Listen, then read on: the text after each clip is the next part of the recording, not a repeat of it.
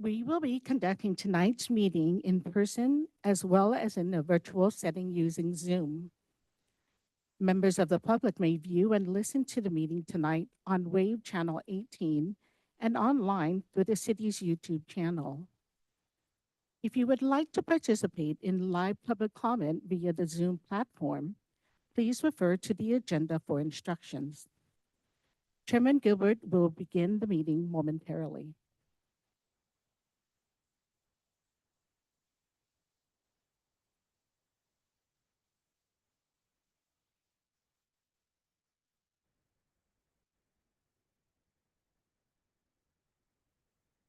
Good evening. I'd like to call the meeting of the Lincoln City Planning Commission to order. Could we have a roll call vote, please? A roll call, please. Commissioner Herzog, Here. Commissioner Hutchinson, Commissioner Jerry Johnson. Commissioner Manning is not here yet. Vice Chairman Eric Johnson Here. and Chairman Gilbert. Here. Thank you. I've asked our Vice Chairman to lead us in the Pledge of Allegiance. Please join us.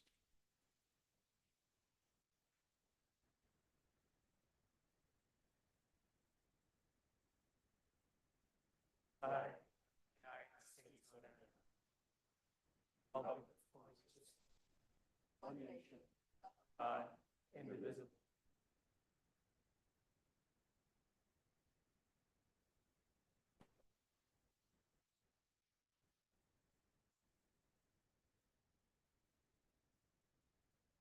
Thank you. Are there any agenda modifications?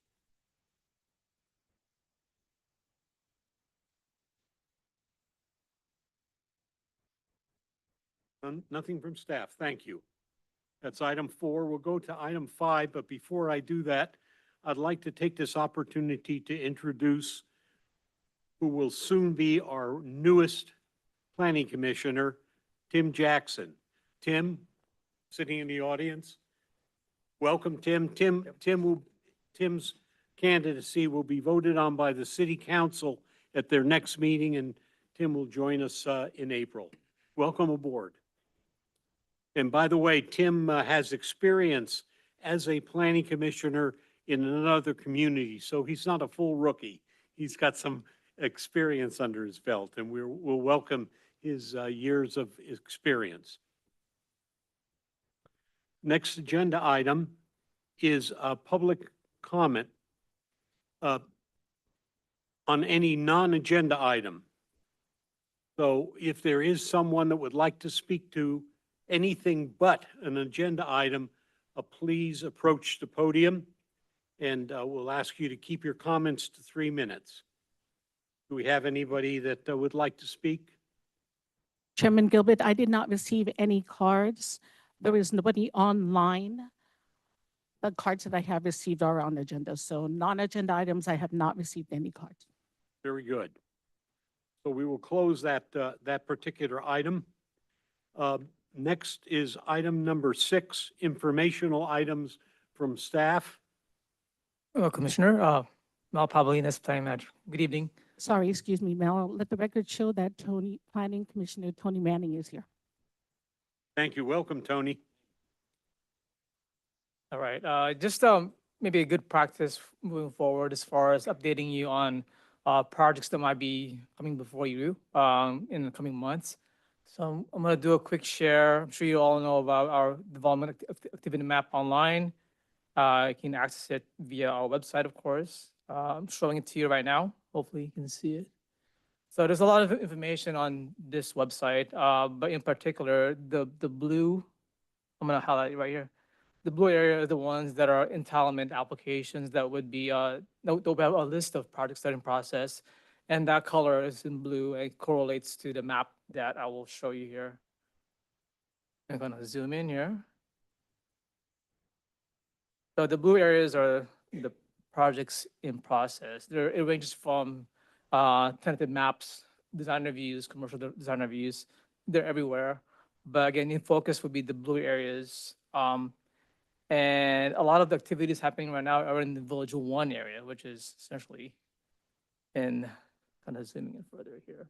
So by orientation, we have downtown is on the west side over here. This is McBean, McBean Park Drive or Highway 193. South of 193, another orientation here. This is the entire Village 1 area. Turkey Creek is on the north side. You have Esplanade over here. And Oak Tree Lane, where the current road development happening right now, is right here. So all the blue areas right here are the maps that are in process. We have, and you click on the color, it'll show you a brief description of the project. And this particular one is started as 12. This one, it has 86 residential lots. We have the biggest one that we have thus far that's in process is the Level Ranch. And that one has 1,089 residential lots. And we have Parkwood right here. This one is 122 residential lots. So those are all being processed in currently. The one that we're anticipating to be heard by your commission next month is this small one right here. It's called Heartland at Hidden Hills. It's a small 14 lot subdivision. It has a development agreement as well in support of the map. And that one, we're working on the project documentation right now. There'll be noticing involved as well as, and then at some point, they'll be agendized for your consideration next month. So I think it'd be a good practice to have this agendized, kind of updating you in advance of these projects. That way, you'll know where to access it online if you're interested to do that, who to contact as far as any updated information. Because the big ones especially has a lot of documentation with it, EIR references, along with the staff report and attachments. So those will be provided to you as well, leading up to your commission. But at least as far as informing you in advance, this will be a good venue interaction with your commission in advance, at least about a month before. And that way you'll know what's coming forward. And then beyond those dates, we'll also update you on whatever projects that are in process. Would it be possible for you to send a live version of this to each of the planning commissioners? Sure. Yeah, I can basically I'll send you the link, and then from there you can I think just. those of us would really like to, I had trouble reading. I don't know if it's my eyes or what, but it seemed like it was very small print, but Yeah. I could have something like that at home where I could study it. It would be very useful. And this is just, kind of showing you the location primarily. Sure. It doesn't have all the documentation, but definitely reach out to us if you need, like the references to the EIR, references to the specific It's a plan. good starting point. It is a good starting point, yes. Very good. Appreciate it. Any questions on this?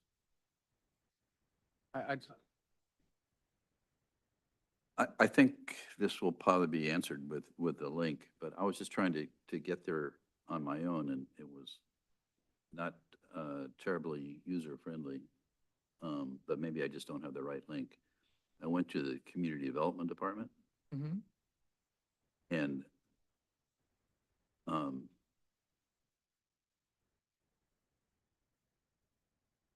That's why I asked them to send it to Yep. us. I got it the second time, but yeah, that would be Okay. helpful. Okay. Okay, thanks.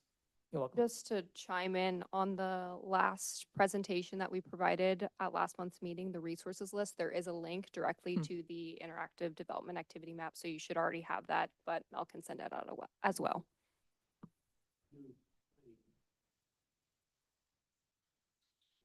I think it would be all right if we just include our newest planning commissioner on any distribution from this point out. It would be to our advantage. Thank Mhm. you. Anything else? That's all, but I'll have the next one will be mine as well, so. Okay, good. If there's no other questions for him, we'll let him go to the next thing. Please, go ahead, Ron. I don't have anything to show for this one, so let me log off of this one. So next month, I think some of you have had a chance to go to the city offered training offsite, I believe. I think Santa Rosa is when a few of you went. So And awesome. So basically, next month, we're going to schedule a CEQA focused training workshop. It will be done by our consultant. Her name is Adrian Graham of Adrian Graham and Associates. She's done a lot of projects with Florida City in help with projects, in particular in Village One. So you may have seen some of her work in support of staff. So we'll figure out maybe an hour set aside, if not shorter. But I'm working with her right now on a PowerPoint presentation. It'll cover kind of overview on some topics of CEQA, and there'll be opportunity for Q&A as well. So we'll do that for next month. Any questions on this item? Thank you. Floor is yours. Just one, can you hear me? One very big important announcement next week, next Tuesday, 1 p.m., McBean Pavilion. We kick off the downtown charrette. That's 3 days where McBean Pavilion will be open with a gallery of posters that kind of outline different options, different building typologies, kind of walk you through, get you thinking about what the downtown should be and what you want it to be. So really excited to kick this off. I can't believe it's already here. We have flyers here if you so choose, and you have in your travels, or just help get the word out as planning commissioners, to give people a heads up, and you feel free to give them a card. There's a QR code on that, which will give them a greater detail on the schedule of events and things like that. So we'll have these out here for you after the meeting if you want to pick some up. I'm just curious, what are the hours of that?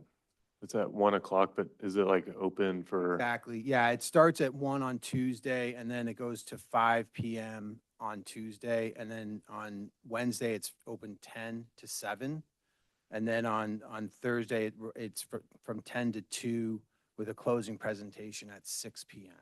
to kind of Okay. wrap up. And so there's going to be 4 consultants from Opticos there, and they're going to be distilling data as they get it, as they hear people's feedback, and kind of presenting that at the end of the workshop. Sure. Okay. Yeah, thanks for having some after hours a little bit in there, Yeah, it's going to be, so people can get yeah, there after work. it's Yeah. just come when it works. Yep. Okay, thanks.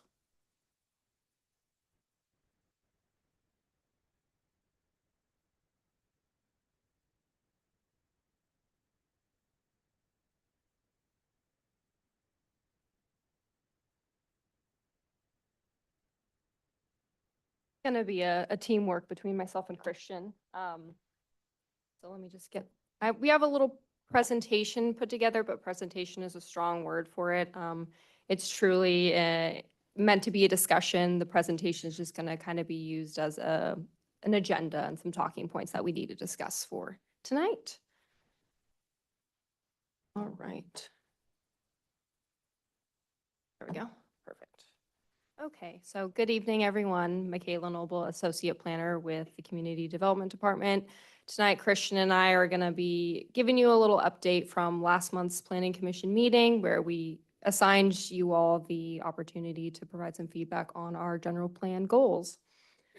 Like I mentioned, this is just an agenda. Feel free to stop and interrupt throughout.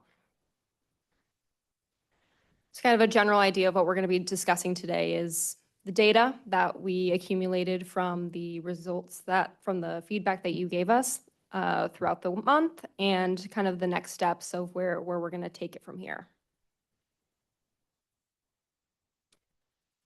So first, I'll kind of break down the data and kind of what's happened since we last talked last month. Thank you all for providing your feedback. Number one, I appreciate you taking time out of your busy schedules to get that over to me. We received all of your feedback, as well as had our planning staff go through the same motions and provide feedback as well. And we kind of accumulated those responses, and based on your responses, we've given them a average score. So the scoring kind of works like golf. The lower, the better, and better in this case is kind of the higher priority list. So you want to be closer to one to where you're more of a priority than the rest. So we extracted for the land use element the top 5 goals from Planning Commission and staff For the remaining elements, we did the top three since most of those ranged from 5 to 7 goals. The land use element was 16 goals, so we thought top 5 would be better. Besides the 6 commissioners, how many people from staff participated? Myself, Efren, Mel, and Christian, so 4 of us. 4. Mhm. So a total of 10 people. 10 people. Great, thank you. Correct. And I do want to add that Commissioner Herzog did reach out to the public and kind of provided some public input. I'm not sure what that process was, so we do, your feedback is a little bit more broad than, and more inclusive, I'll say. So now kind of let's get into a little bit of the nitty gritty. So for the land use element, staff and PC kind of both agreed on 4 goals, being in the top 5. Those goals are related to growing in an orderly pattern, general plan implementation and maintenance, and commercial uses. Where we differ a little bit was staff prioritized the preservation of downtown Lincoln, while commission prioritized residential land uses. Next, we'll jump into the open space. For this element, Planning Commission and staff both agreed that priority should be placed on the general open space designation goal, as well as water resource protection. And where we differed a little bit was between staff wanted to prioritize biological resource protection, while Planning Commission wanted to prioritize recreational opportunities.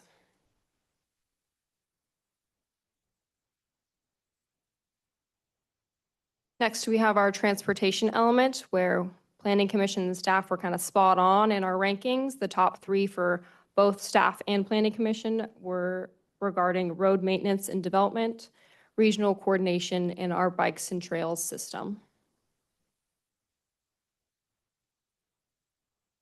And lastly, our housing element. Planning Commission and staff placed priority on housing availability for all income levels and evaluating our city housing programs. Where we differed was staff prioritized the promotion of equal housing opportunities, while Planning Commission prioritized conserving and improving the existing housing stock within the city. So kind of our next step, sorry to bold the word homework, I'm sure you love to see it, but we are looking for a little bit more feedback from the group, where we are really interested to see what policies are important to you and what do you want to see in the projects that are coming our way. So what we're kind of requesting from you is to review our land use element first and the policies listed there, and kind of just highlight your top 10 favorite policies. Of Commissioner Johnson has made it aware that side-loaded garages are kind of a passion for him, so I would make the assumption that he would highlight that as one of his top 10. We're not asking for any prioritizing or numbering or any feedback or language changes on this one. Just give us what you want. We do kind of want to ask, and feel free to let me know right now. The land use element is 106 policies. We can either give them all to you and say, give us your best shot, or if it's kind of too much to digest at one time, totally understandable. We can break it down and make it a bit more manageable. It just depends on how you guys want to break it down. So I'm more than welcome to hear some feedback from you, what you guys are thinking.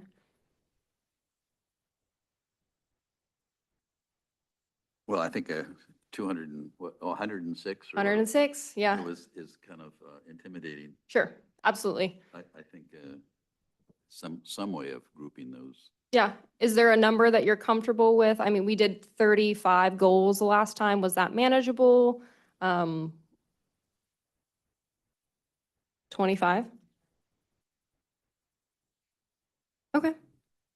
Okay, we can break it down around that number, kind of get some feedback.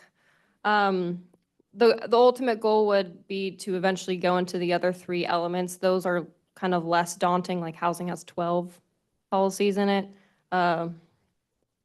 Either transportation or open space, they have 40. So those are more manageable. But yeah, we understand that the 106 is a bit much. Yeah, and I think it's kind of, let's see how it goes. I mean, if you can do it, I mean, if you're reading it just kind of in a nice PDF and it's really just highlighting, oh, this is important to me, this is important to me. Oh, I got 12. Okay, then I go back, delete the 2 that you are, the weakest or not the strongest or to you. So we'll we'll work on, that was my main concern, was like, is this gonna be manageable for you to kind of tackle? We really don't know. So, you know, how was doing this first exercise? Was that fairly half an hour maybe of time? Yeah. Well- Depending on your level of comments or. I'd give some feedback on that. One particular element had so many choices that it would very difficult, you know, maybe I'm giving away my age, but I would go down the list and I would pick out one, I'd say, gee, that's important. Then I had to go through the list again and again and again and again to try and find the second and the third and the fourth. So I think, from my standpoint, if staff could Yeah. homogenize it a little bit and have a smaller list, because I think it's obvious that some of the things, although they're important, Right. they're very weak compared to some of the things that are super important. Right, Mhm. right. And so let's kind of focus in on the super important things and get those prioritized Yep. first. Yeah, and so I think, you know, with the goal exercise, we could tackle, you know, the policies of the top 4 goals, Mhm. which would then be maybe 40 policies or so. And then we know that like you hit, you know, the policies that relate to the most important goals, and we'll see where that takes us. And then we can work down maybe through the next 6 or something, the next time. And I'd like take to from hear there. from my colleagues, because that was just my opinion. Sure.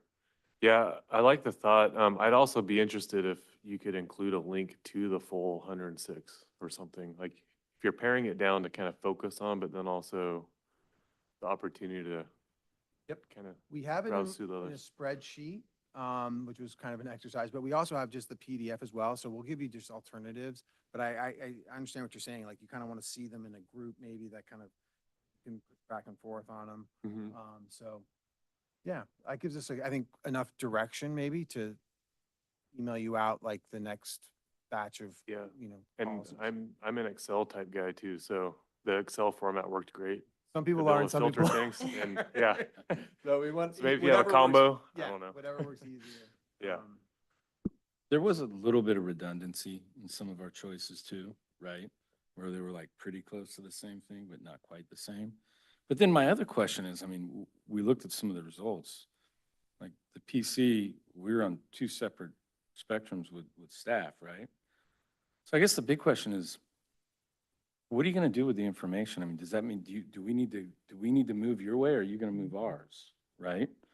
What does that mean? What are we trying to accomplish? Right. Is So it just understanding or are we gonna implement some I- stuff with this? Exactly. At the very least, I think we're all getting tuned up on the general plan.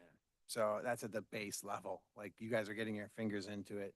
But where we want to take it is to evaluate these policies that are related to those goals and then see if they are effectively written and then if not, like if they're shall encourage and all of us agree that this is a super important policy, but we're only saying shall encourage, well, then we can highlight that policy as saying, okay, let's look at requiring this, or let's looking at putting a quantitative goal into this policy rather than just saying shall encourage, because we're all the planning, you guys are the planning commission and we're the planning staff. So if we can bring our kind of consensus to the council and say, your planning commission and your planning staff all agree, came up with this as being the most important priority, then we can just show that as being important, you know. I think you led to my next question on that. So if there's something that we all agreed that we probably want to see changed, then we have to take that to the council and ask them, and then they create the policy. And so we just want to Correct. bring something that I got is you. like, has a logic to it. Right. And that's the story, right? So. Thank you, Chairman. Thank you for this data. Very well, it's on. Yeah, this light means it's on. Thank you. Well done. I have a couple of questions. One is, I would like to evaluate them in order that they were ranked. To me, it makes sense that we start with the highest priority, perhaps that we all collectively thought was the highest priority. And then we can look at those policies and then move on to the next one. But really, how many we can do, I think is also dependent on on the timeline and expectation with that. If we're expected to evaluate all 106 policies by the next meeting, that can be really challenging, I think, and really do a good job with it. So what timeline are you hoping for to get the feedback for all 106 policies? Michaela, if I can jump in, I Yeah, just, please do. as we talk about this, so say for the first 5 goals that, goal number 1, the one that we all agreed is the most important, there's going to be maybe 10 policies. So then we have to kind of adjust and say like, do we pick just the most important policy out of, for that goal? Because we're not going to be able to do them all as mixed. We can kind of separate them by goal, by goal, by goal. So maybe it's picking the number 1, just 1 policy for each goal, or maybe the top 2 policies for each goal that we think are the most effective. And that seems pretty manageable. I will say there is variation within each goal and how many policies are within. The village goal, which is number 15, has, I think, around 20 policies, but there are some goals that have 2 or 3. So it really is kind of a mixed bag of how many we would throw at you. We would have to kind of look and see how many in the priority list of how many we're working with. But I totally understand. I hear you of the timing. A month probably would not be enough for the 106. But if we can pare it down a little bit to focus on those priorities, it could be around 50, it could be around 20, depending on Okay. what was picked as the priority. And I would like to see the full list, even when I'm evaluating a few, like my other commissioner mentioned. And then, can you help set the stage for me? Because my last question is, we ranked the goals. Mhm. And so we were ranking according to priority. Is there a different set or expectation with what we're going to do with the policies? Are we looking perhaps what needs to be changed in a policy and how it's written? Are we ranking with priority or attention within a goal? What is our purpose and task that because I heard a little bit of mixed signal. We're not just ranking in this case. Correct. Okay. Yeah, so what we're trying to gauge from the planning commission is what do you want to see implemented? So whether priority is kind of not relevant, it's what your vision is for the projects that are going to be coming through our door. So like I mentioned, which I will be bringing up side-loaded garages in the next slide as well, but Commissioner Johnson, that has been his passion. He's brought it up at multiple meetings. I would assume that he's like, yes, I want to see that in these next projects that are coming our way. Okay.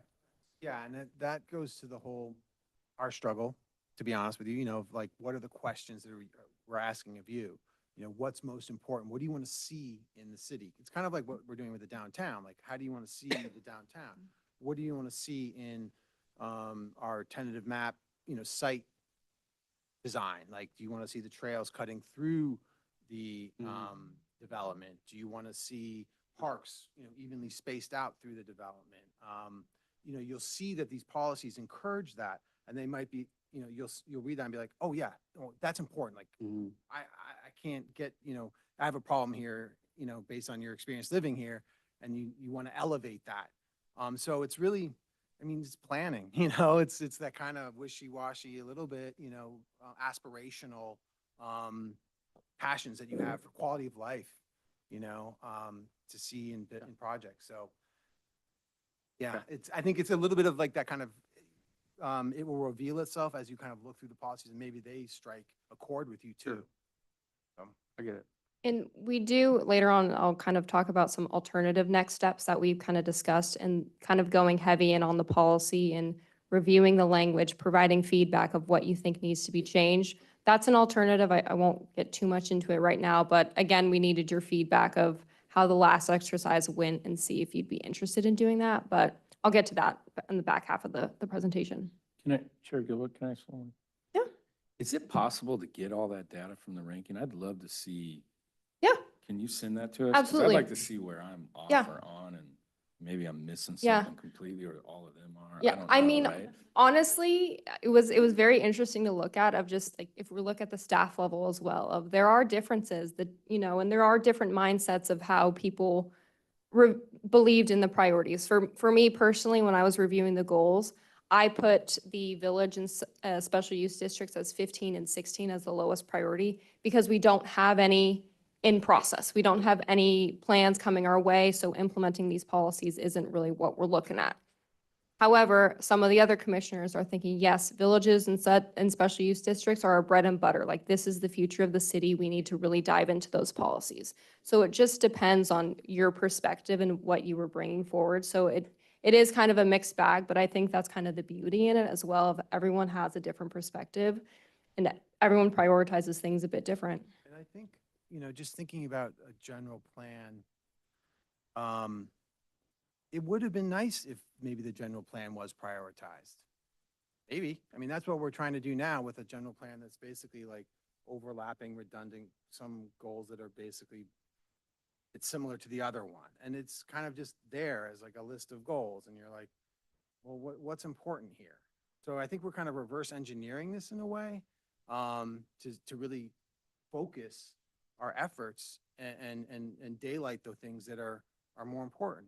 And I think in thinking about general plans, as we're having this discussion, I'm kind of like, yeah, maybe there was, a priority exercise when they did this, or maybe not, but we're doing it now, So it's I think a good exercise.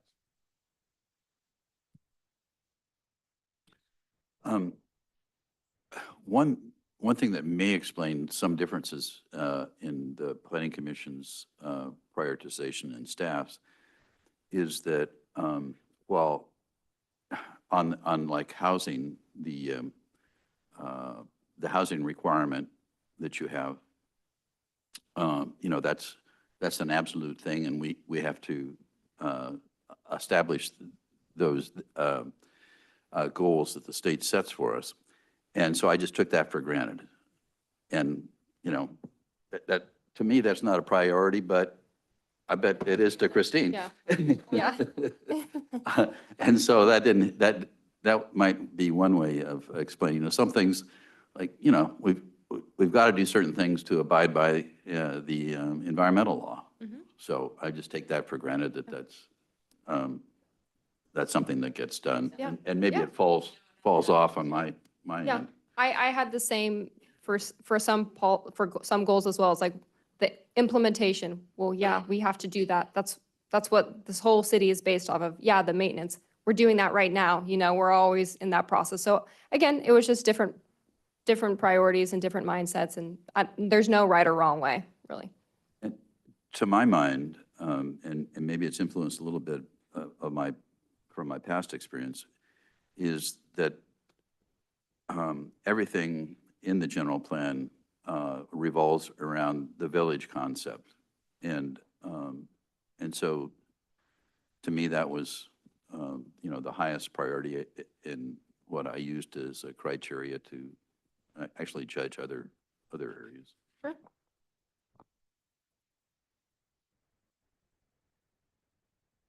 Covered it very well.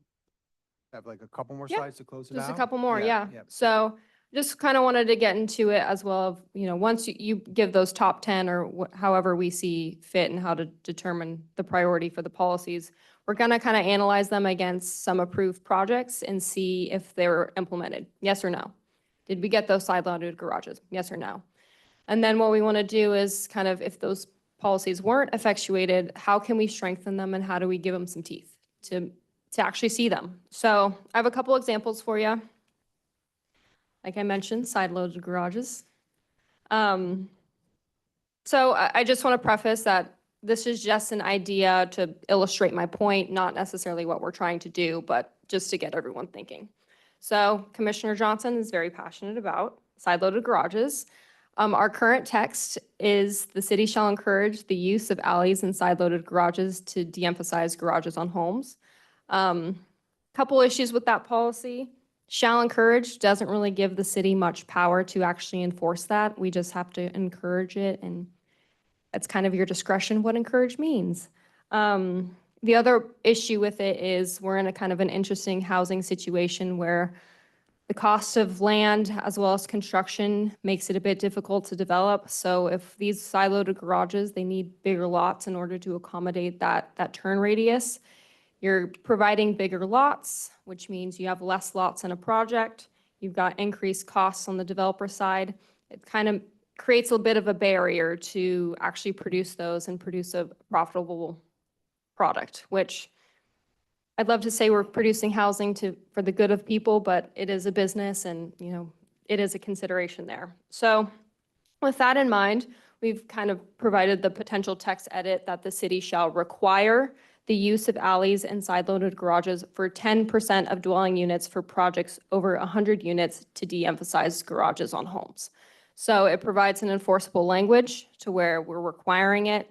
And it also gives kind of a tangible, measurable thing that we can, you know, it's kind of a compromise of not every single lot has to be a side-loaded garage, but you still do get some of what we're looking for, and we're still achieving some goals, but not barring any. And that could tip the, you know, it'd be a demonstration project, you know, maybe people fall in love with it. Maybe, you know, it shows, we start to get things on the ground that show people like, oh, this is about, you know, maybe people buy those lots like hotcakes, right? You know, and the public loves them. So, you know, maybe the city, as the government, need to step in and kind of lead the way there. I mean, that is we would be requiring that. So again, a debate, a policy debate.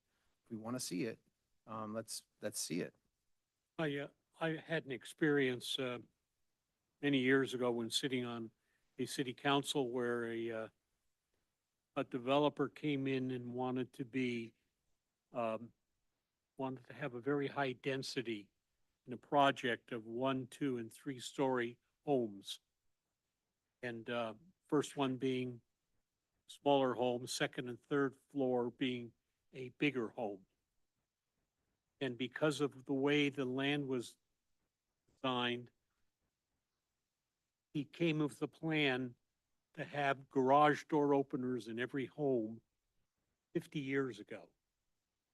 We didn't have those. The only ones you had were people who were kind of testing, buying it and having it installed. It was expensive, etc.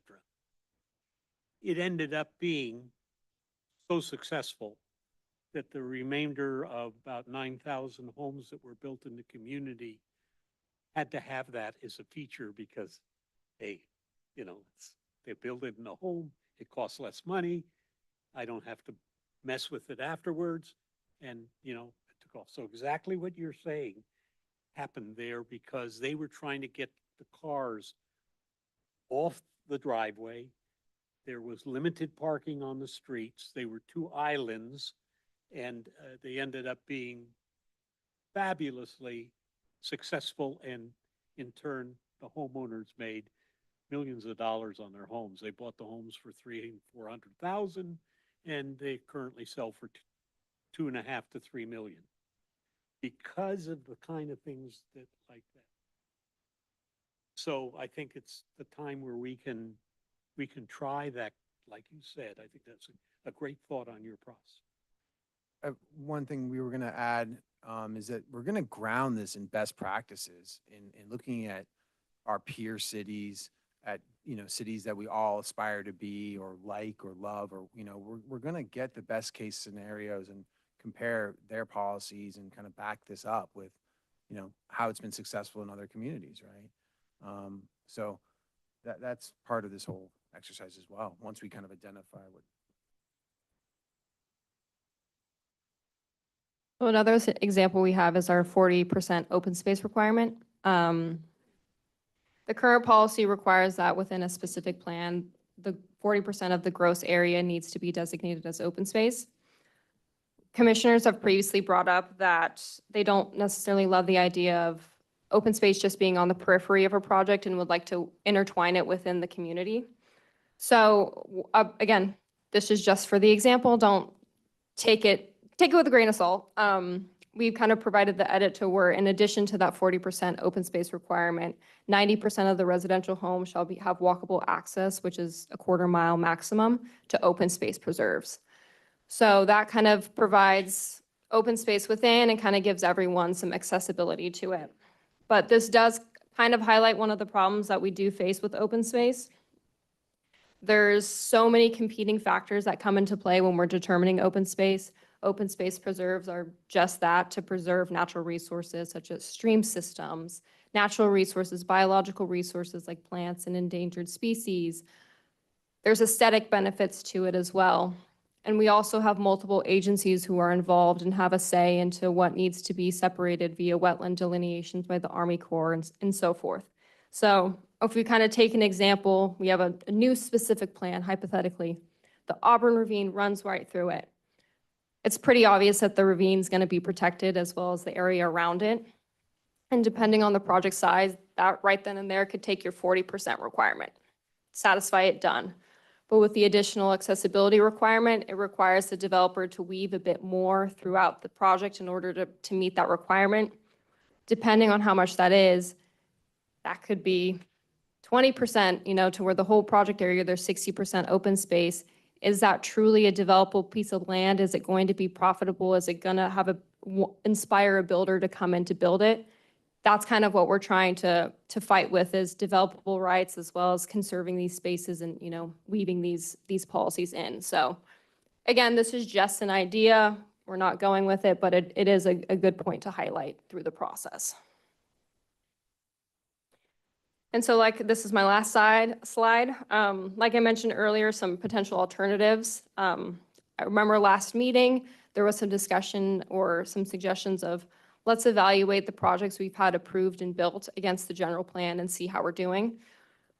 It's somewhat of an unwieldy task. The general plan has 435 policies total. We have multiple specific plans and many projects within. We have 3 planners on our staff, and with the current workload we have right now, it's just not feasible to do at the moment. We hear you loud and clear, so we're trying to pare it down a little bit with those 10 policies that we discussed earlier to kind of see where we're at. We've also thought about assigning, which goes back to Commissioner Herzog's recommendation or the discussion of the policy and whether we want to change language or provide feedback. Do we think it's important?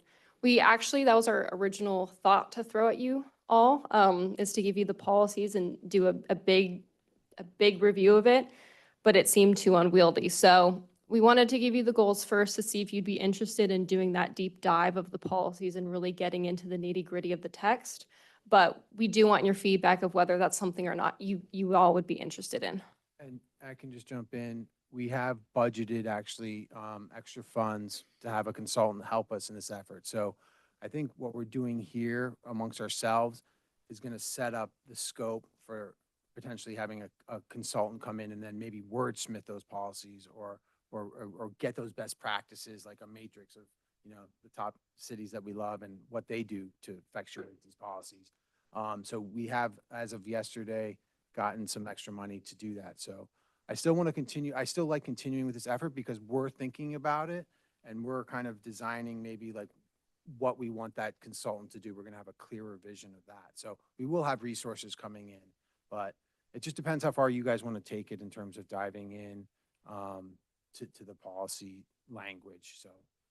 And please be honest, like if you're saying, nope, don't have the time, don't want to do that, that's okay. We'd rather you be honest and upfront about it rather than waiting for feedback that's never going to come, or it's your full heart's not in it, so where it's not viable. So if anyone has any, wants to share anything on that. Yeah, I mean, I have a comment. I'm not interested in reviewing all the policies and editing language. I'd rather have a recommendation from staff to review and then I'll review it. Mhm. I think you guys are in the best seat to make a recommendation for that. I'm not a planner. I trust you. And I'd like to look at your recommendation and then analyze that. And so that's kind of what I'm used to with text amendments and edits at the county. We went through a lot of those.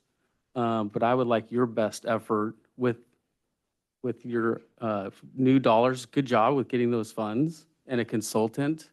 And then we will review it, but based on your That's recommendation. great. That we just, we're kind of starting with, a new planning commission, and we just wanted to bring it to you to say, like, do you trust us to do it? How far do you want us to do it? How do you want to tee it up? Like, what do you want, or how far do you want to get into it? So we just need your direction. We wanted your buy-in and participation at this beginning stage, and then, we'll start to iterate on that.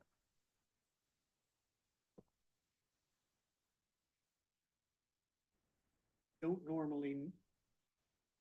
don't normally need to take public input on item where we're not taking an action, but if there's anybody from the public that has a comment or question on this agenda item, please approach the podium. Have any cards? Chairman Goodwood, I did not receive any cards. However, we do have a public member standing. Thank you Please state your name. for doing that. My name is Sella Greenhouse. I just signed a third lease at my place I rent in near the post office. And as I hear the critical thinking, I'm really glad I was here because her talking points were excellent. Very well done and great analysis of where we need and what she's asking of you. And I really hope that you hear that call to action and that you step to that. One of the things I thought was really interesting that I heard Mr. Manning speak about was the disparity between the two entities that were polled. And then also I would say even your disparity of your opinion to the group would be something good to hear. So I really hope that you get your answers on that.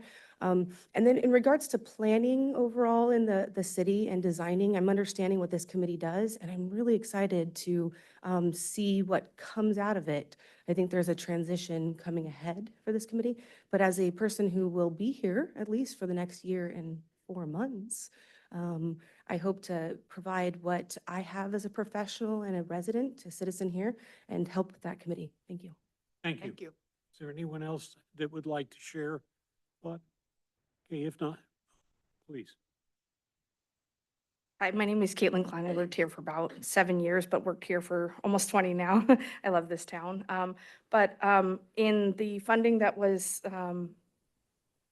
received to work on the language of these, could that help to eliminate some of the multitude of these? As Commissioner Manning was saying, a lot of them had very similar wording. Could changing the wording specifics actually help to reduce the amount that's actually put before you guys?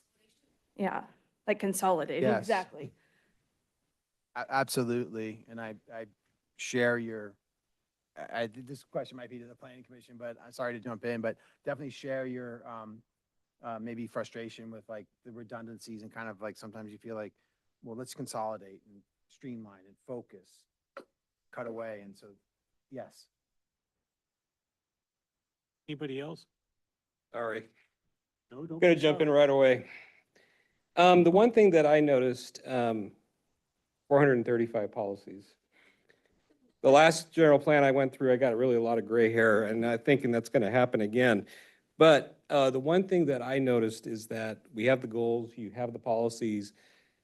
I'm a business process designer by trade, and the way I look at this is what's the objective? And that's something that I don't see or haven't seen, and maybe we'll learn a little bit more about, but what's the vision, what's the objective? Because if you have objectives, then you can have goals that actually meet those objectives, and then you can have strategies or policies that meet those goals.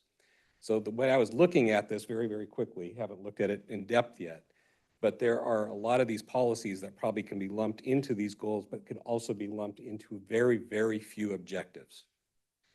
And then you'll be able to measure those. Right now, if you look at all this, it's very hard to measure.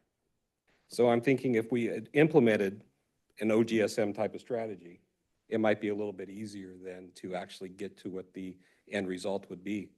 I like the idea of staff making recommendations, but I think we need to understand what the objectives are first. Thank you for your comments. Is there anyone else that'd like to comment on this agenda item? If not, we'll move on to the next item. Item 7, disclosure of ex parte communication. I met yesterday along with our former chairman with the people from Village 5. For people that don't know what Village 5 is, you go north on 65 as it starts to curve to the left, and then it curves and goes north again. That's Village 5. It's going to be a very large development, many thousands of homes, lots of commercial development. So it will be a very, very important, I call it the second phase in the city. And having been involved with cities for a long time, in the beginning, you know, you get little bites at things and you don't get much in the way of major development other than building homes. But when you've got some population, people want to come and build because they got a lot of people to sell things and service. And there's going to be probably close to 1 million square feet of development in there that will bring positive revenue to the city. So we're very excited about it. And the nice thing is, during the meeting, they mentioned to us they're going to break ground on the infrastructure right after the first of the year. So that's what, maybe 7, 8 months, 10 months from now. And of course, first comes the infrastructure, the major roads, the sewer system, water, et cetera.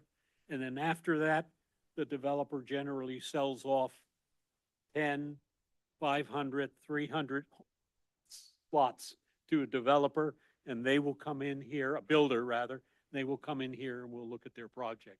So this is a warning to all of us. Chances are, if the economy's okay and everything, next year is going to be a very busy year for us.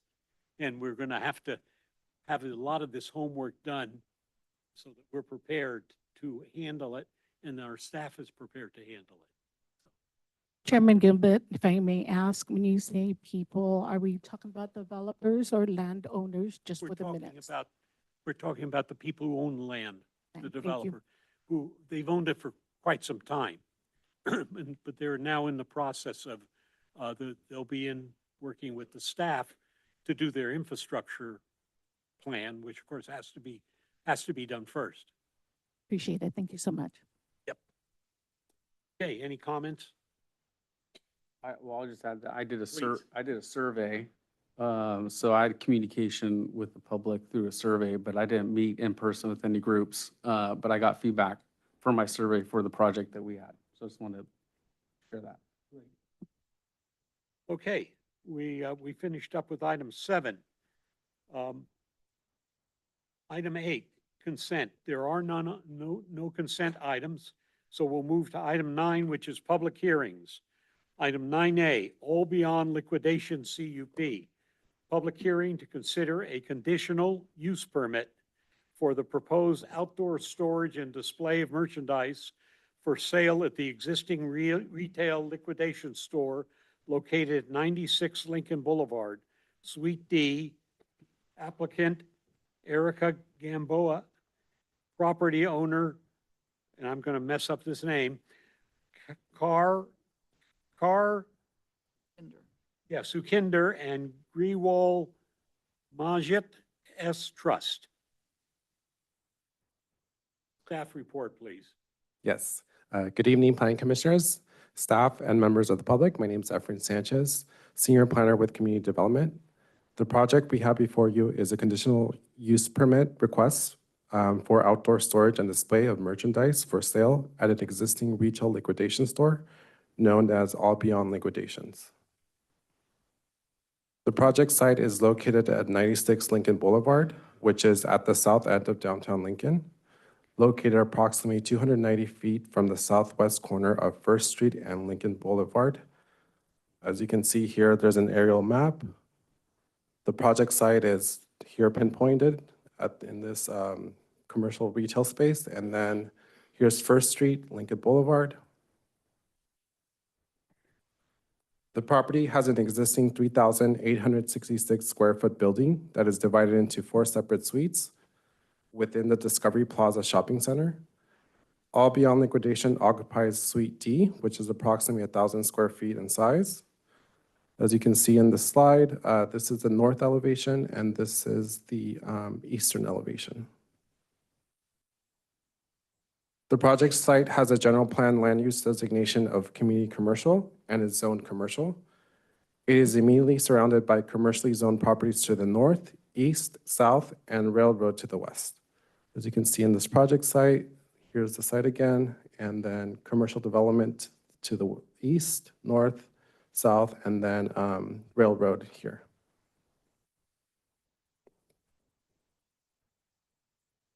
The project site is located downtown Lincoln within District 1, Old Town Historic Area of the Lincoln Downtown Urban Design Plan.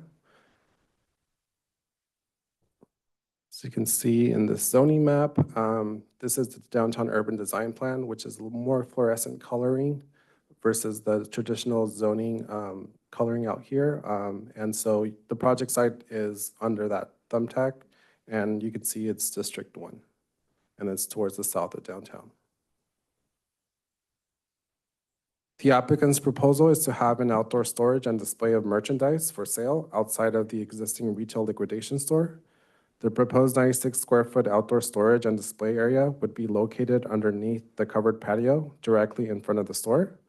The proposal also includes a 320 square foot metal cargo freight storage container to be located over an existing parking stall. Again, here's the site, here's a Suite D, and then this is the proposed outdoor sales area, 96 square feet, and then this is where the proposed storage container would be located on one of the existing parking lots. Could I ask a question? The area that's outlined in blue and the areas north, I guess, of that, no, on your other diagram. Oh. There are two taco trucks that are looks like semi-permanent on that site. Is that are they permitted uses? The city of Lincoln does not currently have an ordinance that relates to food trucks that are parked on commercial property with the permission of the owner. That is something that we are looking at. It will be considered as part of the downtown specific plan. We do have an ordinance that regulates them parking and stopping on streets, properties owned that are public, but not at this time. We don't have anything that regulates them on private property, but they do occupy several parking spaces. And the taco truck is actually, they've paved a concrete pad that is actually encroaching upon Union Pacific's right of way. So the operations would include rolling out the merchandise daily during store hours of 9 a.m. to 6 p.m. and rolling merchandise back into the store at closing time. The storage container would hold additional merchandise for the store and for the outdoor display. So that's the project proposal. This conditional use, the CUP was filed as a potential remedy for the code enforcement violation based on public complaints submitted to our code enforcement division. The complaints were filed regarding merchandise encroaching into the sidewalk, visual nuisance, and operating outdoor storage and display without a conditional use permit. Code enforcement investigated and sent notice to the applicant on April 10, 2024. Subsequently, a formal notice of violation was sent to the applicant on May 2nd, 2024, followed by additional courtesy notices advising the applicant to contact Planning Division and potentially secure a CUP. On May 2024, the applicant contacted Planning Division for assistance with applying for the CUP application, and subsequently on August 28, 2024, an official conditional use permit application was filed. The applicant has an existing contract with Costco at Roseville to purchase pallets of returned merchandise, then sell that merchandise that is in good condition at the liquidation store. Lincoln Municipal Code Section 18.22030, Conditional Uses, states that outdoor storage and display is considered a conditional use within the commercial zone. This gives the Planning Commission the discretion to either approve with conditions, or deny the proposed use. The proposed project is inconsistent with the Land Use Policy LU 13.3, Historic Buildings and Areas, as a substantial outdoor display of merchandise would be visually unappealing and offer no aesthetic value. Similarly, the presence of shipping containers in the downtown area would be visually unappealing and invite opportunities for vandalism. The proposed project is inconsistent with Economic Development Policy ED 6.1, Downtown Commercial Areas, as Discovery Plaza has been the subject of code enforcement complaints, including the outdoor merchandise displays and storage. Authorizing the outdoor merchandise display and shipping container would further increase the site's inconsistency with this policy. Lincoln Municipal Code requires that certain findings be made regarding all conditional use permit applications. For finding number 1, the proposed project would deviate from what is typically found in downtown. The applicant proposes to keep the outdoor storage and display to a 96 square foot of floor space underneath the canopy of the storefront. However, the large volume boxes and unpredictability of liquidation merchandise is unmanageable. In addition, the proposed use would be cumbersome for city staff to regulate under the authorization of a conditional use permit. Finding number 2, the outdoor storage and display with the added shipping container in the parking lot would equal 406 square feet. This would be considered a 41% increase in additional storage for the applicant, given that the Suite D is only 1,000 square feet. This does not follow the guidelines found in the Downtown Urban Design Plan for District 1 in regards to storefronts. Finding number 3, the applicant has previously operated this proposed use without a CUP and historically been cited by code enforcement for pedestrian safety issues such as merchandise encroaching into the sidewalk. Staff is concerned that if the applicant were to receive a conditional use permit approval, then the careful monitoring in making sure that the outdoor storage and display does not extend laterally beyond the storefront area or block access would involve constant vigilance from code enforcement staff. And finding number 4, the proposed project is not located within a designated flood zone. The project does, however, conform with this finding. Recommendations: staff recommends that the Planning Commission conduct a public hearing, consider the information contained in the staff report, testimony of the public, and take the following action. 1, determine that the proposed project is exempt from CEQA under section 15270 because it does not apply to projects which a public agency rejects or disapproves. And 2, approve a resolution denying the request based on the findings presented in attachment 1. The PC may also consider an alternative recommendation, such as directing staff to amend the resolution based on the deliberation and the findings by the Planning Commission, approving the requests with conditions.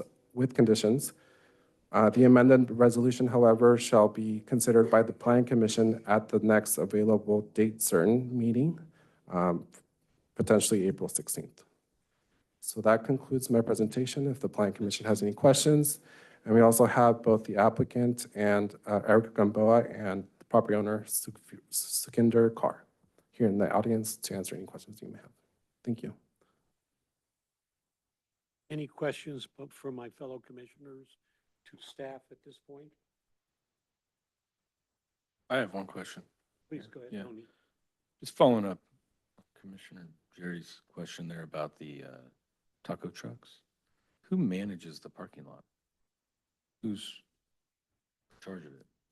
The property owner. Not this store, the actual property owner of the shopping center? Correct. And I'm not intimately familiar with the terms and conditions of their lease agreement, but technically speaking, the property owner owns the entirety of the property, and then whatever lease provisions are contained therein, as far as number of parking spaces, et cetera, I'm not familiar with. Okay, thank you. Anybody else before I have a question?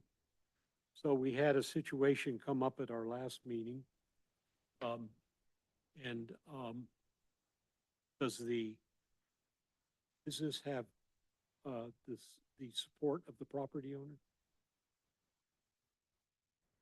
My understanding from the application is that the property owner is supporting the application. You are supporting it. Okay, I didn't see anything.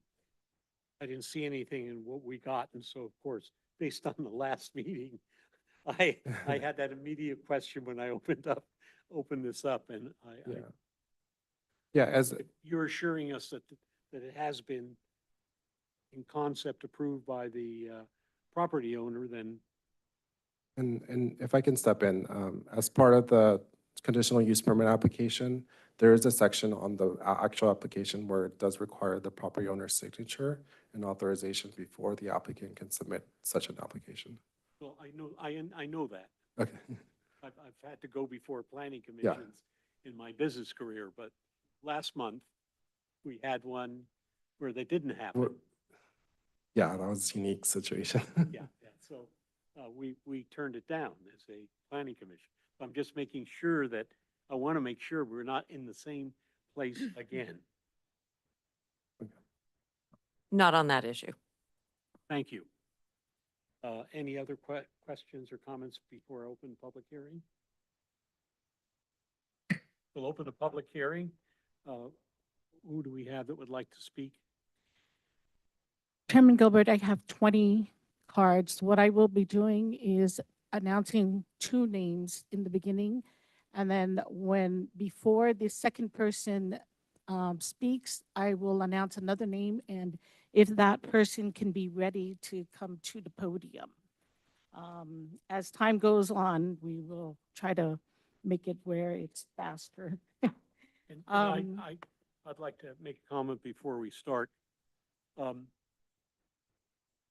I've been in hearings where we've had 150 people speak, and we want to hear from everybody, and that is your prerogative. But if somebody has already said the same thing, all you have to say, and it will be more valuable, I support what the previous speaker, Mr. Jones, said. It'll save a lot of time for a lot of people in the room, and you will not lose any standing at all with us. So just share that with you. Please go ahead. And it will be a limit of 3 minutes per person. The first 2 names I'd like to announce is Teresa, sorry if I pronounce names as well. Teresa, is it Kega or Vega? Vega, yes, you will be first, and then Caitlin Klein, be ready to speak right after her. So if I may call Teresa Vega.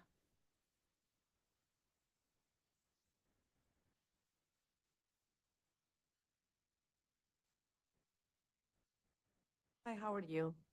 Bring the mic down so that we can, yes. Thank Hello, you. how are you? Good evening. I will be interpreting for her.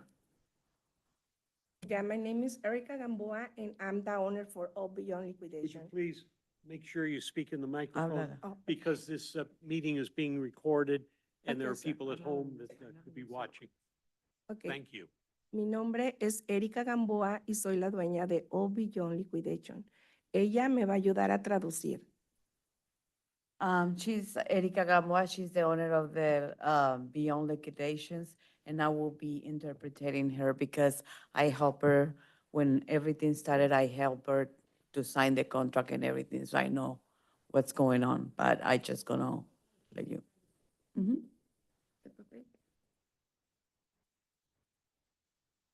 America. America Gamboa, the proud owner of Beyond Liquidations, a thriving family business dedicated for offering exceptional products and unbeatable prices. We specialize in getting wide variety of high-quality return items, both in gently used, sourced from bulk pallets to connect and inspire with the community. We display select items outside the store, inviting everyone to discover the unique pieces of we offer. Our mission is to create a welcoming shopping experience with every customer is delighted with their purchase.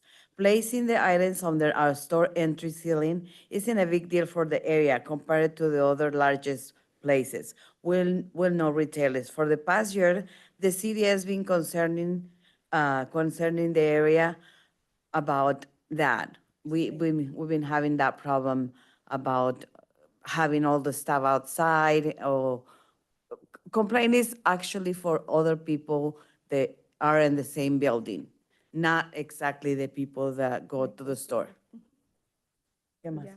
Y la persona de Code Enforcement, ella me ha acosado durante este año para cerrar mi tienda. No la puedo cerrar porque tengo un lease de 5 años con el dueño que estoy tratando de respetar. Mhm. And she feels like the code enforcement is been just pushing her on and on and on and on. But she has 5-year contract where she's trying to keep it and keep the store, or trying to talk to the owner and tell him, if I'm not gonna be able to sell my items, just, get the lease, take it off, and then I would leave. Esto es un negocio familiar, no contrato a nadie, mis hijos son mis empleados. Yeah, she is a family owner, and her kids are the ones who helping her. She do not hire anybody homeless, that they've been saying that she hire homeless and things are going vandalized or whatever, but that's not true. This is a family store. Okay, Please wrap up. The Chair. 3 minutes is up.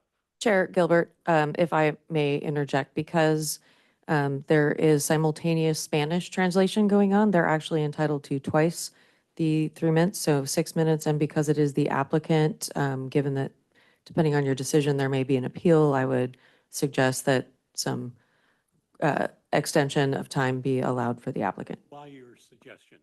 Please continue. Okay. Ellos son mis empleados. There are other employees, her kids. La tienda pequeña, no me comparo con Home Depot, ni con Lowe's, ni con Target, ni con Walmart. Estoy tratando de traer más clientes a la ciudad. She's trying to bring more customers to the city and bring, more money for the city. So she's just trying to do the best thing that she can do for the store and for the city. Solo quiero que me dejen trabajar. She only wants to let her work and do what she has to do to survive. And also, if it's not possible to do that, she would like to ask the owner to take the contract off and she can leave. Y puedo hacer mi negocio en otro lado. And then she can move on because she has kids that she has to support. Thank you so much for your help, for hearing us. Thank you. Thank you. Any question that you might have for her?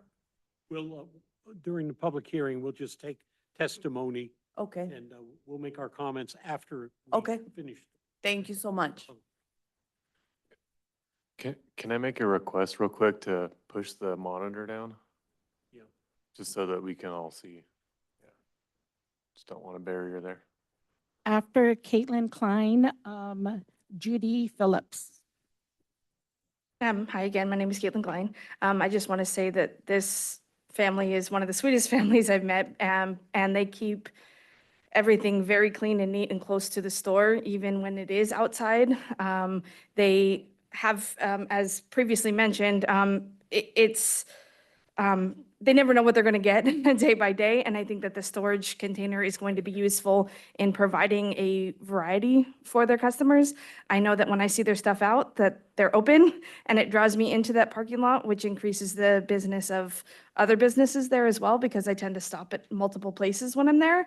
But I never think to go into that parking lot unless I see their stuff out. And I shop there often. I've bought a lot of different stuff because I'll be thinking, oh, I need to get a new lawnmower or something like that. And they have it out front. That's something that they're not going to have in their very small store, as previously mentioned. But it provides a business opportunity for Lincoln that I might go outside of Lincoln to purchase instead. So I think that and having a physical disability myself, they've always kept the front of the store clean, easily movable, unlike some other people in that same shopping center. I never had a problem walking around in that store or in front of their store. Thank you. After Judy Phillips will be Pamela Maupin.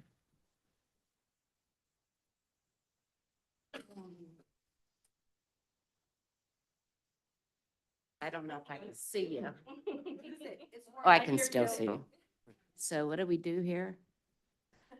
Because I've never been. Hello.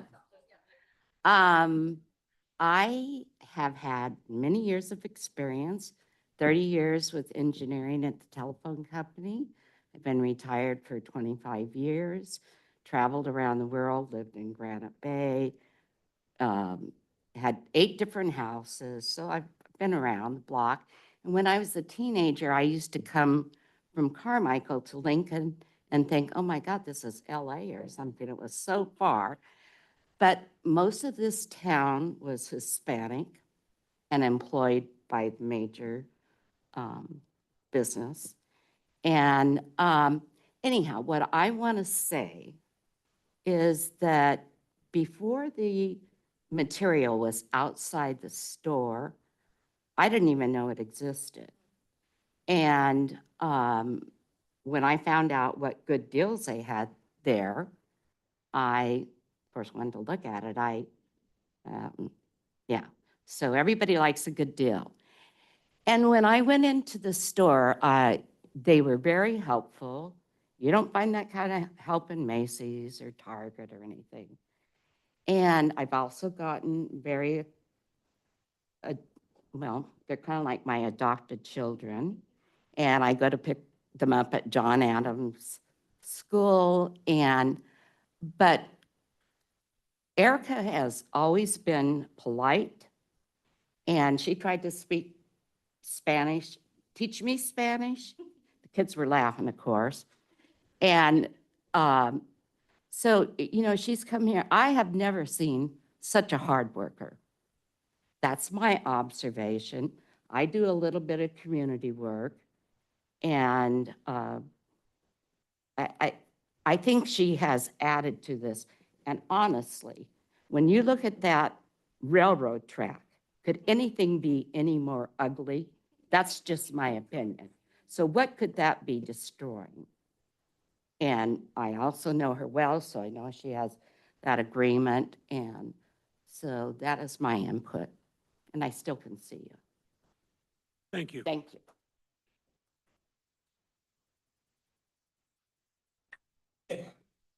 After Pamela Maupin, it will be, I think this says Christina Harnan. Good evening, I'm Pamela Maupin. I love the store, and when I first went there, I had been looking for a stationary bike to strengthen my knees. And there was one out in front of the store. I would not have stopped if I'd not have seen that stationary bike. Since then, I have been in there numerous times. And with the bike also, these people are so nice and kind that her husband and son took it to my apartment and brought it into my house. You don't find that, like my sister-in-law said, you don't find that very often, that people will be so kind to help you out. And they're just a wonderful, loving family, and I support them doing this, and it doesn't look trashy or anything with their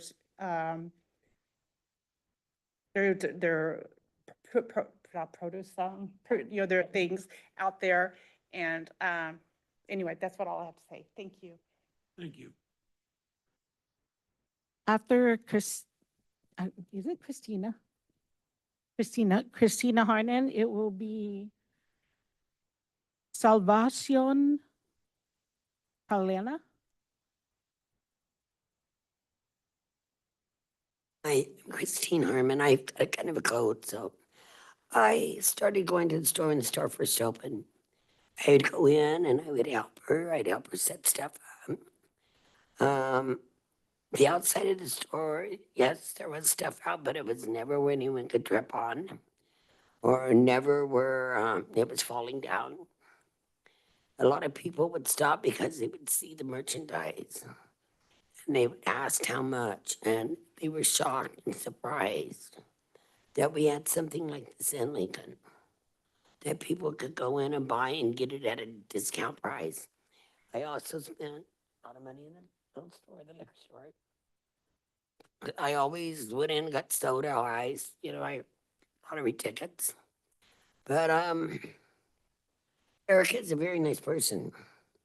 She's got a heart of gold. She would take blankets down to the creek and give to the homeless. She would take clothes that was not where anyone was buying and give to the homeless.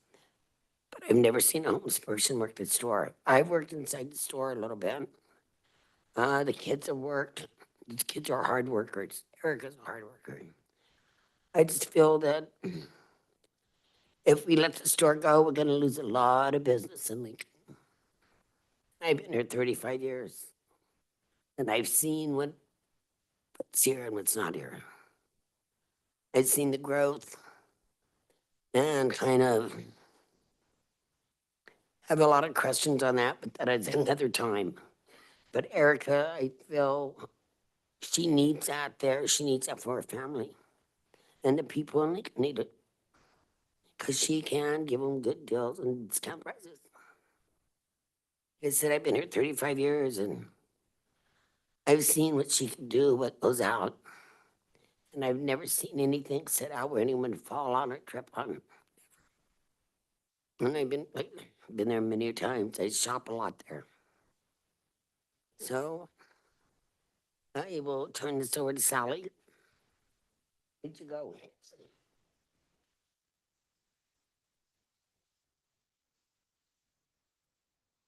After Salvacion, Stella Greenhouse. Salvation Padua. Sorry, I'm nervous. First time in the court. My name is Salvation Padua, a friend of, Don't worry, that's my mom. you're amongst friends, so don't worry. Yeah, I never been to court. So this is my first time. My mom introduced me to Erica. She's a good person. And every time that we go to her store, I have no problem. Her stuff is cheap. And I work with her once in a while, especially on holiday. And I never seen homeless people work with her because I always see her son and me and mom's daughter also help her to work, especially on holidays. So that's all I can say. Thank you. Thank you. After Stella, it will be Maria Monzo. Right, Commissioner, ask after I hear from my public. Whatever our secretary says, she usually calls the cards in order, so. Go last, Eugene?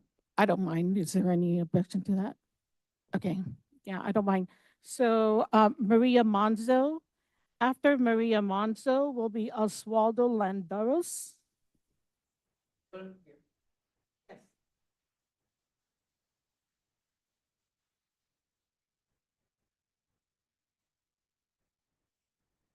Good night. Remember the words that you told us to say a little bit ago? If we agree with everybody is saying right now? What was the word to say? You can just say, I agree. I agree with everything they say. Thank you. Maria Manso, and I'm a business lady. I've been in business for 40 years, being a hairstylist. We always have to have a little sign. We cut hair. And that's how I met Erica. You know, one day I was driving and I see that she has stuff that I need. I'm 66, I don't drive all the way to Rockland, not far away. I love to go around the corner. I've been a business and I always been inside. And I'm very proud of her that finally she has a business where she can she can teach his kids. When she raised them, she was in an open space. And I raised my children inside too. Because and I know how it is to keep an eye on the children's. And I always agree that if you're gonna see your children close to you, they will learn what you do. And I have 4 children, very proud of mom, that I raised them and I feed them, and I was able to help others too. And I love her children. They're gonna learn to be a business people. And I have a son that he was my bookkeeping.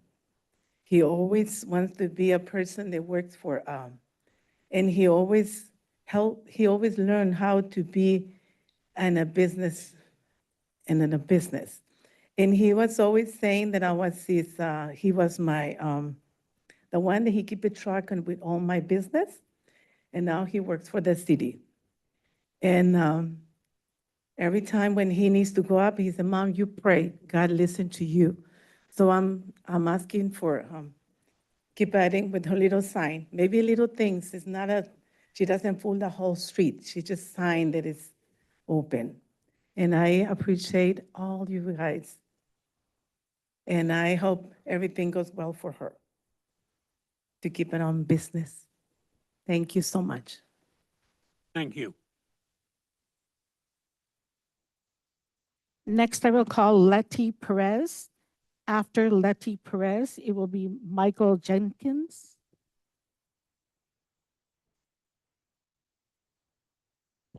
Hello, my name is Letty Perez. I do agree with what everybody has said, but I also wanted to put out there is that every day that she opens her store, what she displays gets put back. She does never leave nothing out there. The way you seen it, how he displayed it on the map, that's how it's left every night. She displays stuff there daily when she opens up, and when she closes, everything goes back into the store. Nothing is left out. What I like about her store is every season you see something different out there, because it's whatever she gets from Costco, which is the seasonal stuff. So you're never going to see a repeat out there. That's how I've gotten some umbrellas for my pool and other items around her, around stuff that she's gotten, because I mean, sometimes with traffic now that we have on 65, who wants to go out of town? You know, she has it right there. And as a business, as a self-employed herself, as a family owner, you know, we need to support the small businesses, the family businesses versus our bigger franchises that we have. We need to give them some support. Thank you. Thank you. After Michael Jenkins will be Kosh Gural. Good evening. My name is Michael Jenkins. I've been here in the community just about 3 years with my large family. And my kids love driving by and stopping by Albion at several times. As I began moving into the community, we were remodeling our kitchen here in Lincoln. And I was looking for a very large stove fan that I could not find anywhere. And Albion had it. It wasn't something that they had outside that we're questioning here today, but just demonstrating the value of this store that we have here in the city of Lincoln. There's no other store similar to it. As we're talking about items that are outside and marketing particularly, I agree with all the additional comments. There has been times that I've needed a pressure washer. There's been times I've needed the lawnmower that's been out there, and it's like, there it is, great. Or we might be looking for certain models that are there that has helped us as well. I don't think it's what's stored outside, but I think it's really the question of how it is stored. And every single time that I pull up to the store, I drive by there 3 or 4 times a day. There is times that there might be a shipment that is dropped that very quickly is put away. Besides that, the storefront is very clean. I've heard some comments in the recap earlier this evening in regards to the appearance being a historical district. I think we all agree, even though we might be in a historic area, the particular building is particularly enhanced by some of the things that might be on the outside, particularly. The container, the question in regards to the storage container, even though there may be some questions in regards to aesthetic, I think there might be some recommendations in regards to painting and allowing there. It is right next to a railroad track where there are containers that come by there several times per day. The family business coming into there, the value that it adds to the Lincoln community, I think far exceeds turning down this application and allowing our local merchant to be able to place things outside. Thank you. Thank you, sir. After Kosh Gural, Sela Greenhouse. Hello, Planning Commission. My name is Kosh Graywal. My family's owned the property where Erica's business is for the last 25 years. She's been a model tenant for us so far. Her whole family is always working there. They're very hard workers. So I understand where they're coming from in terms of being able to get this conditional use permit for their business. As like other people have said, that their business does provide a lot of value to the community. And every time I come to our store, for example, I've always seen a lot of people there looking at all their wares and everything that they have. They've always kept it neat and orderly. As someone that owns the property, we have a vested interest in making sure everything is neat and orderly. And all the customers that have been there that also come to our store have said, like, we've always enjoyed it. And I've never seen any issues with them about leaving stuff outside or overnight. Every time I've walked over there after they're closed, it's very clean. And I would hope that you guys would reconsider the conditional use permit after was said about potentially rejecting it. And if anything's possible, maybe something can get worked out where all parties are happy with the end goal. Because I think at the end of the day, it does provide a lot of value to the citizens of Lincoln. Thank you. Thank you. Sala Greenhouse. First, let me say that I agree with the staff report. I think it was very important, and I want to say a few things in regards to that. I visited this business because when I read that this was a public hearing, I needed to see for my eyes. And I did see people shopping in that store. And I took my time because my stepsister is a bargain buyer. And she lives in Natomas. And she took me, when I stayed with her temporarily in Natomas, she took me to Falling Prices. And I looked at this business model, I thought, phenomenal. Falling Price is amazing. I have a client that's in Rockland that her garage is full of Falling Prices stuff. She's on the electronic network, and that business for retail management is booming because it's a problem of how much extra product is left. So the fact that Lincoln had a liquidator here was curious to me. And I will tell you that I have seen, as I ride my bicycle, I walk and I drive down Lincoln Boulevard probably 15 times a day past her shop, that I have seen those items. It has not called me to go into her store.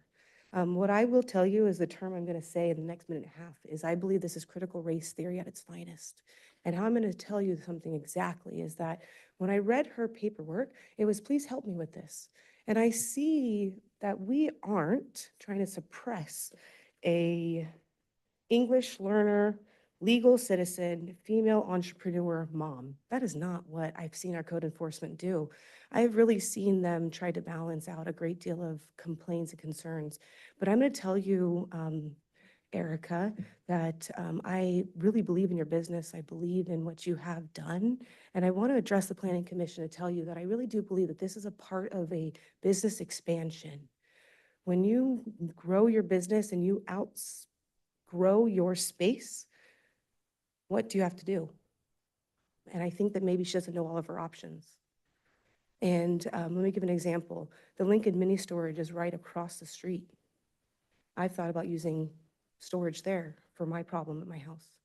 I have seen the Kikis. I did think that this landowner or this property owner would be losing a tenant in my comment.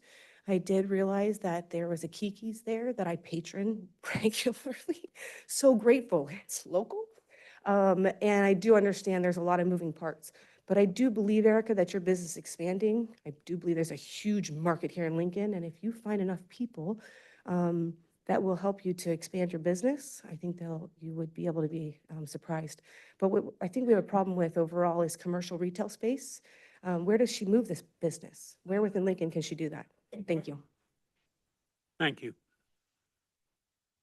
Have any other speakers either online or? Chairman Gilbert, there's nobody online and I have no more cards.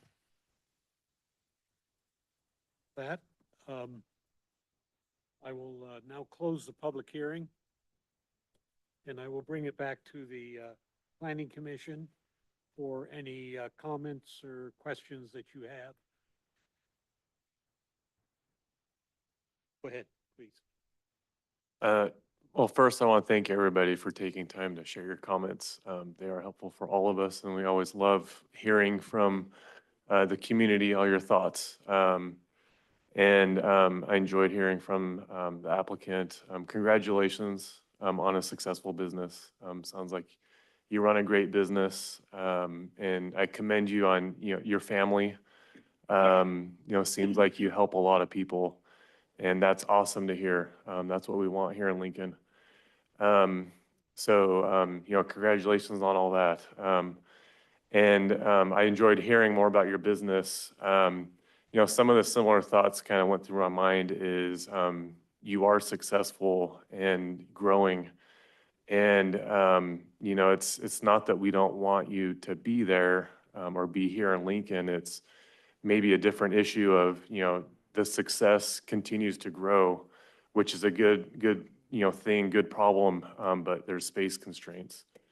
And, so for me, I kind of see it as that. And I guess I'm kind of curious, you know, if this wasn't granted, you know, how would that shut the business down? Because I hear, you know, I'm going to have to move or close up or leave. So I'm just kind of in my mind kind of trying to think about, you know, it's, of course, you know, you're continuing to grow and expand, not necessarily, you know, forced to shut down or close up shop, just space constraints.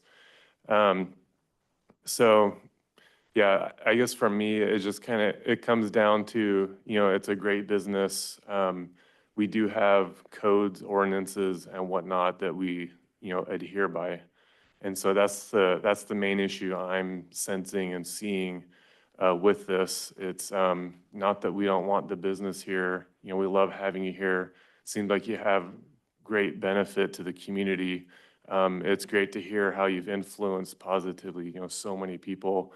And, you know, for me, it comes down to, you know, we do have ordinances, rules in place, unfortunately, but I would, you know, love to see, you know, what your other options are, to keep you, you know, in the area.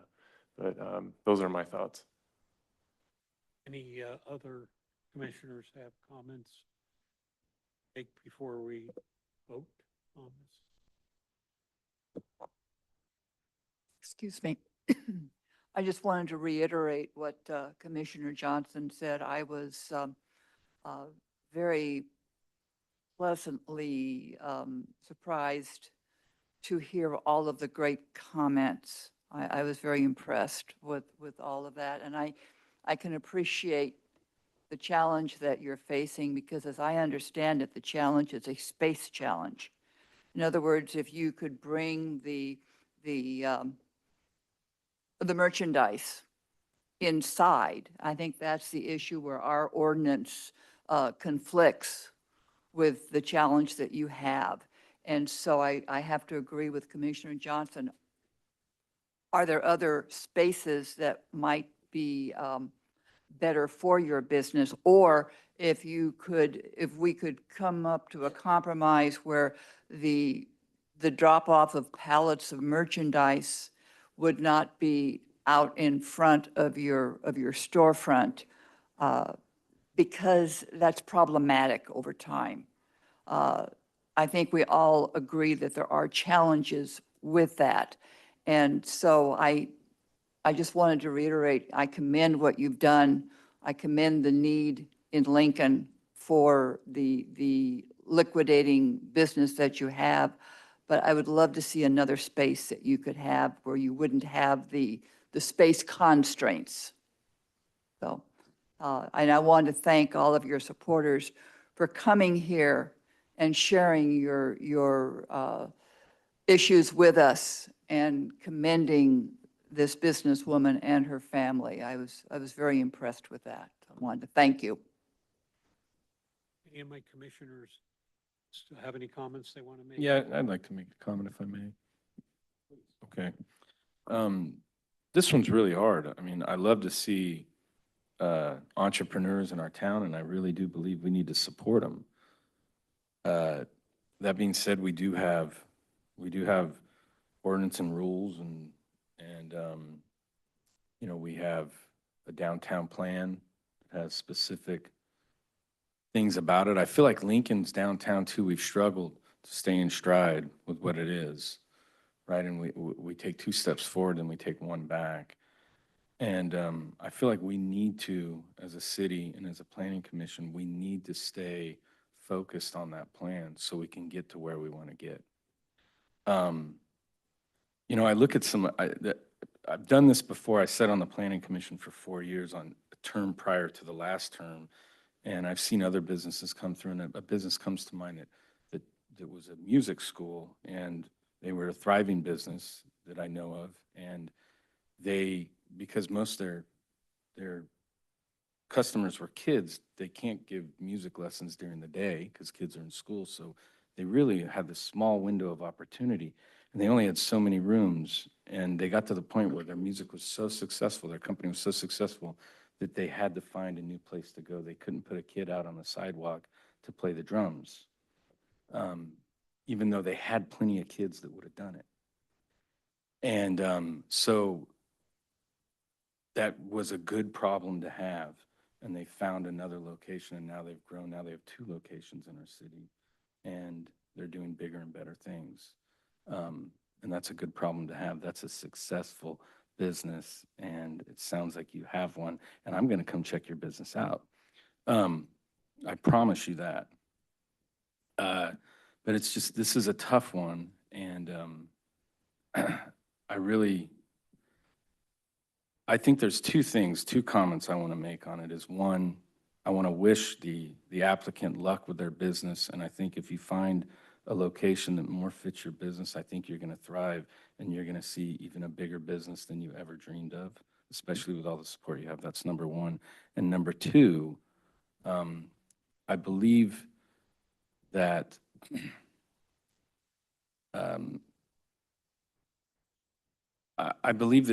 I think that there could be a better plan that could have got brought before us today. I think there's other things you could do that might be able to figure out a plan, but I think the way it is today, it's just we're going to drop a container and let us throw stuff outside. And that's a hard one to support. And those are my comments. Excellent comments, Commissioner Manning. It really is consistent with a lot of what I would have shared. And I do believe that Erica and her family and children, great job, you guys. Great job of what you did and supporting people buying from the store. I love hearing that. I really do believe you are great people. And I heard that over and over again from your fans and your customers. And I'm a fan of who you are and what you're doing for the community. So we need to figure out a way for you to stay. We do. And I agree. Well said, Commissioner Manning. And I align with what you said.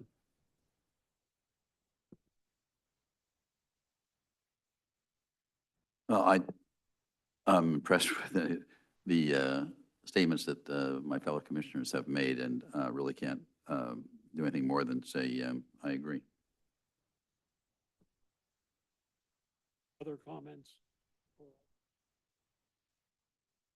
Well, yes, needless to, excuse me.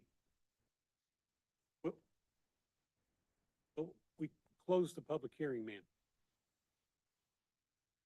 Hope you realize we tried to give you the biggest opportunity for anybody to speak. And this point, it's in the commission's hands. So, and I'll just repeat what several of you have said, and that is that I think this is a very, very difficult one. However, I spent most of my adult life lending to businesses for a major corporation.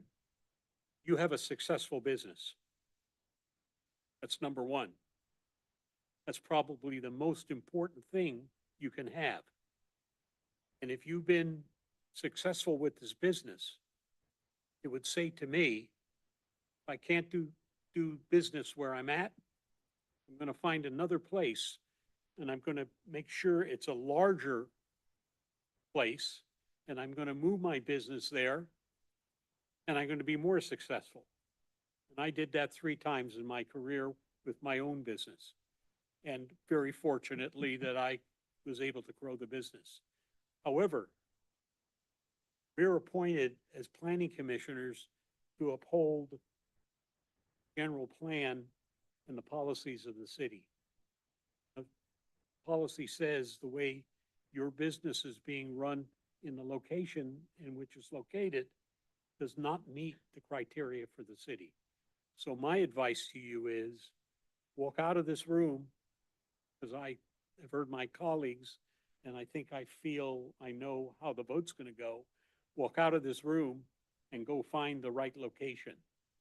and I would love to come to the ribbon cutting. And I will, like my colleagues, I'll be glad to come in and be a customer of yours, because I think you've got a good business model. And once you have a good business model, if it works, your customers will come with you to whatever your new location is. So I'll end it right there and bring it back to the commission and ask if there's a motion on the floor that we can put on the floor to consider.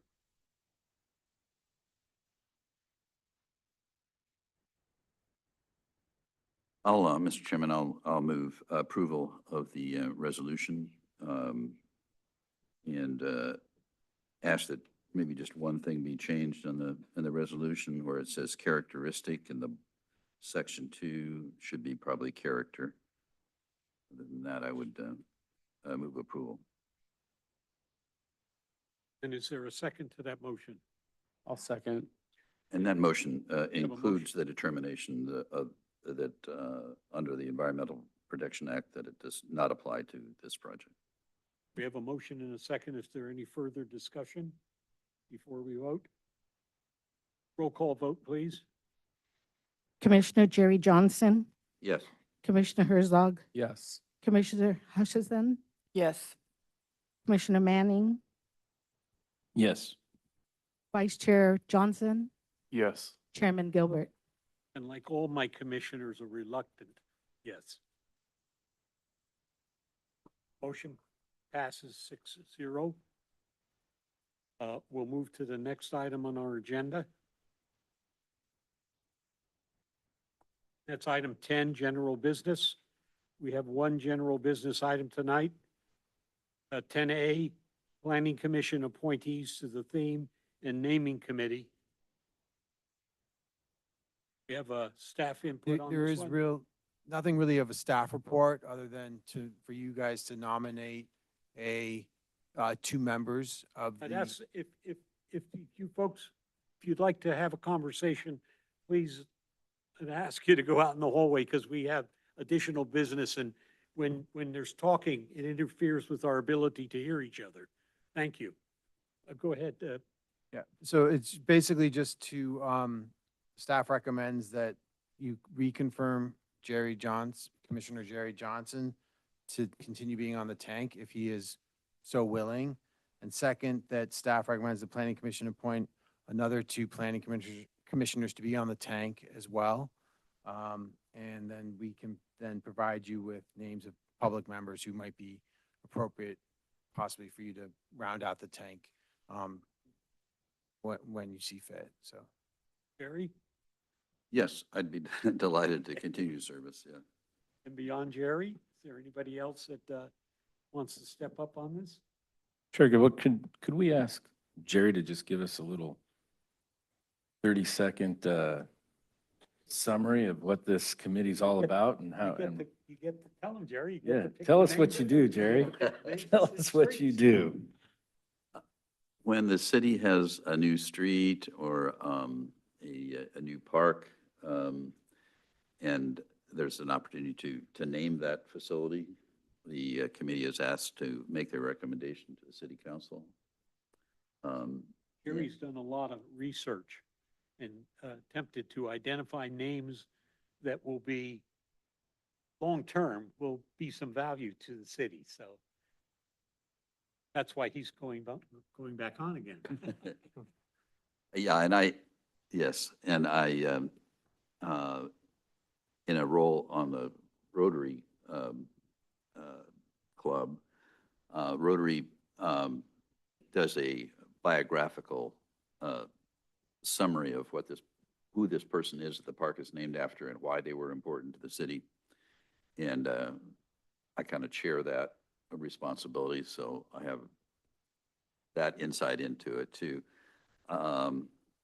Shirley Russell has been tremendously beneficial to this, and I hope she is able to continue service on the committee. And The nice thing about it is that you don't have regular meetings.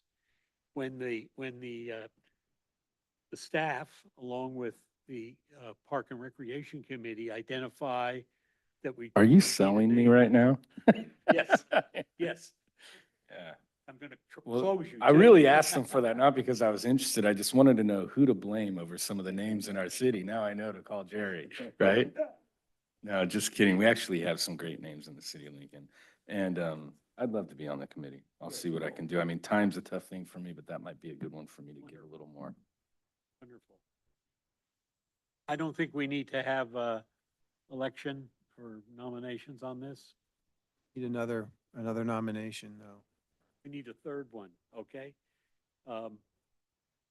I'm happy to do that Just too. say- It looks like Commissioner Herzog is nodding his head over Kind there. of so- looking down the line here, but Great. I'd be honored to be considered to honor others with thinking about how we memorialize and remember very impactful people from our community that have made a difference.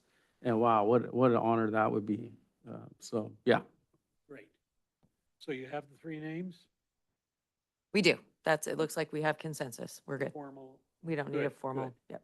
Okay, that was an easy item.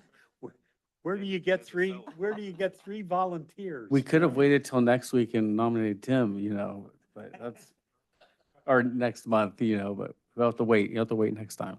I do want to add on this topic, with triggering this because we have a couple of parks that are coming up and we'll need your input. That's why. So just stand by for some more information regarding a tank meeting coming up soon. So for your consideration. So If I remember correctly, the process is they come up with the nomination and then it goes to the city council goes to city council to actually adopt the recommendation. If they start turning you down, you can quit. What a great name, Chairman. May I ask a question? Yes. When do those typically meet, if they meet? Oh, you get an office right here in City Hall if you want. Oh, Ad hoc. and what time? Because You guys time choose would you like between to go? yourselves. Okay. Yeah, It's the- gonna the- make it very easy. It's whenever you guys. Okay, The that's- tank meetings are ad hoc, so it's just set up whenever it's convenient Okay, for your thanks. team and then. You could come here an hour before our meeting or stay after. That's whatever- helpful that it's flexible. Whatever you guys, and it's not a committee that you have to put on an agenda with a public notice and all of My that. kind of Very- Not committee. Brown's. Very informal. And I the just- city attorney will back you 100%, right? Okay, I like that. Chairman Gilbert, so we have number 1, number 2 for staff recommendation. Number 3 is you don't have to give a public name that you may think who can be on tank, because Richard Pearl was one of our other public members in the ad hoc tank, but he is now council, so cannot be in tank. If anybody has any recommendations, give me their name, contact number, you can just email me or contact me, or your fellow commissioners who are on the tank. Be a good place for somebody to get a little taste of what it is to be involved with the city. So, okay. Item 11, commissioner comments. We'll start at this end. Do you have any comments you'd like to share? I don't. Just to welcome Tim next month, and other than that, no comment. Well, Tony, we'll start with you. No comment. Thank you very much, though. Sure. Gary? Vice Chair? Just like to echo, look forward to working with Tim and then, well, hopefully, I guess we'll go through the formal process. And then just thank Tony and Nathan for volunteering for that. Sounds like a cool opportunity. Okay. And the chair has nothing, so with that, we'll stand adjourned.